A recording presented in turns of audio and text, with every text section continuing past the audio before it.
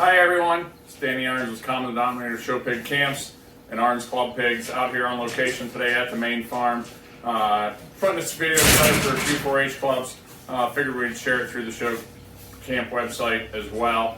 As we talk in the start of show season, maybe in the middle of it here, I guess, we're just wrapping up our first sale and kind of changing gears some of those younger pigs as well. And people have been asking every time they come to the farm, well, which one do you like? What do you look for when you're looking at them?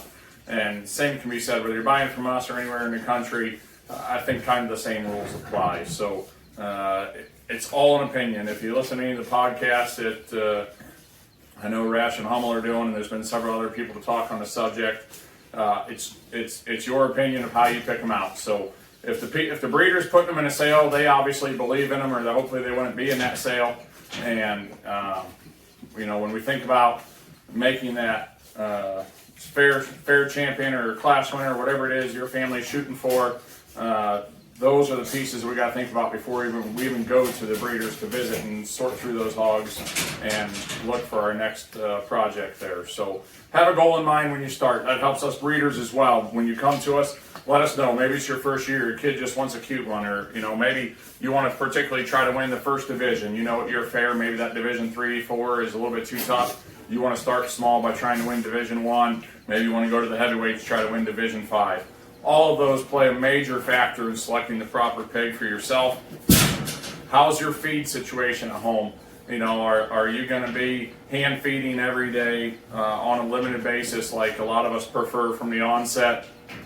Or are you not able to do that? Maybe you're at mom's house this week and dad's house this week, and when you're gone, they need to be on a self-feeder and some of those things. So absolutely, create that relationship with your breeder, find the people that click for you, and get on the same page, and hopefully everybody's involved, and we can get you on the right path to finding that project. And we hope that we can be the people to work with you between Dad and I and Kathy, and get your project selected for your family and get you onto the right path. But I have a pen of 4 that I'll talk through in terms of what we like in each of them, and differences and similarities among them. These are pigs that we see fit for anywhere from the very end of July on into the first part of August.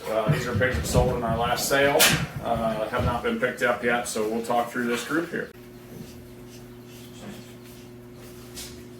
One of the biggest things that we look for is the first conversation we have is, well, are you going to jackpot shows, or are you going to just go to the county fair? When does your pig need to be its absolute best? And one of the ones that we feel are best suited to be great later, one of the greener ones we sold in our sale, 35-8. This is one that certainly didn't come on as much as his mates early on, but in 35-8, that is one that is super big-legged in terms, and it's just a really big forearm laid into that guy.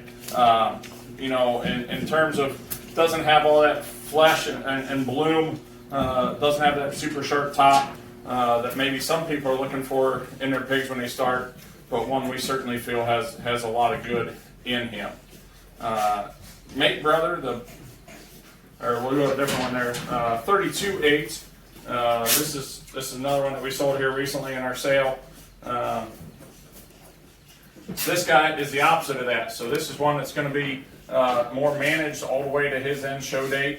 One that is a bit sharper topped, and when I talk about that being sharper topped, one that has a little bit more to his loin edge, a little I guess more shapely in terms of muscle pattern design right now today. He's that one that, depending what brand of feed you're feeding, we recommend him for Linder 685 right off the word go, and that's one you just kind of coast and cruise with all the way to your desired show date.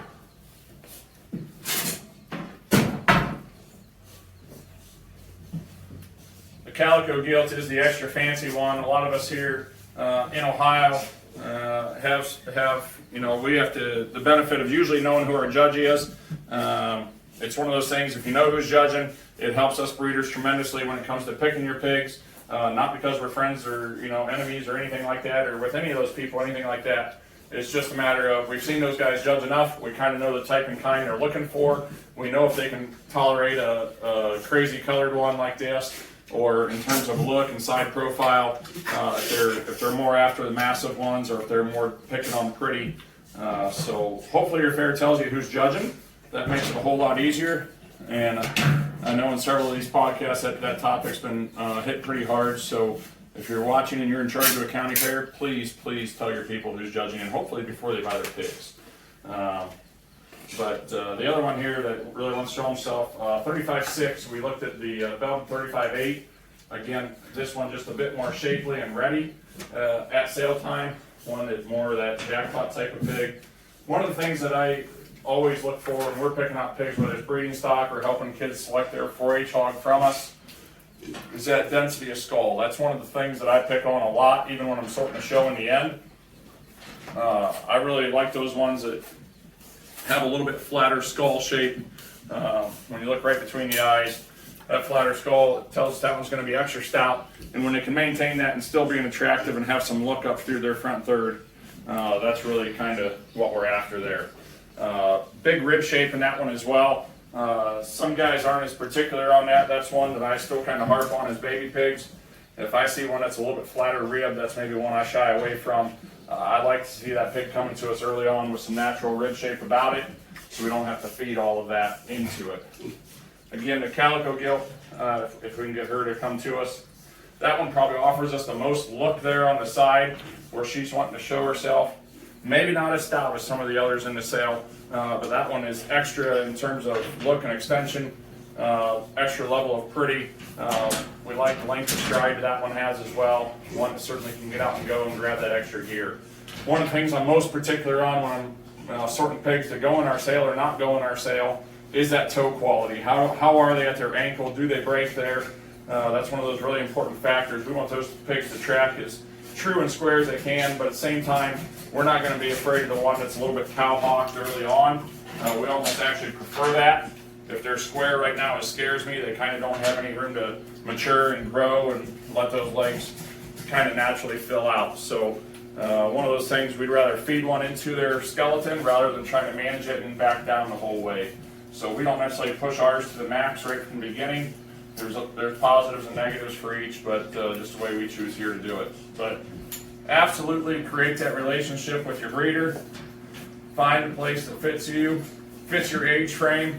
The next set of pigs we're offering are more targeted for that, early August all the way from maybe maybe the smaller side of state fair hogs, all the way on through some Labor Day and beyond type of shows. So, don't be afraid of the big one or the little one, either one. Find a show that fits for you and talk to that breeder and make sure your feed company's on board. Get those folks that can help you feed it there. But thanks for taking the time to watch. I know this one's a little bit lengthier, but wanted to show you some actual pigs and positive and negatives as we would talk through them if you were sitting here in the barn with us.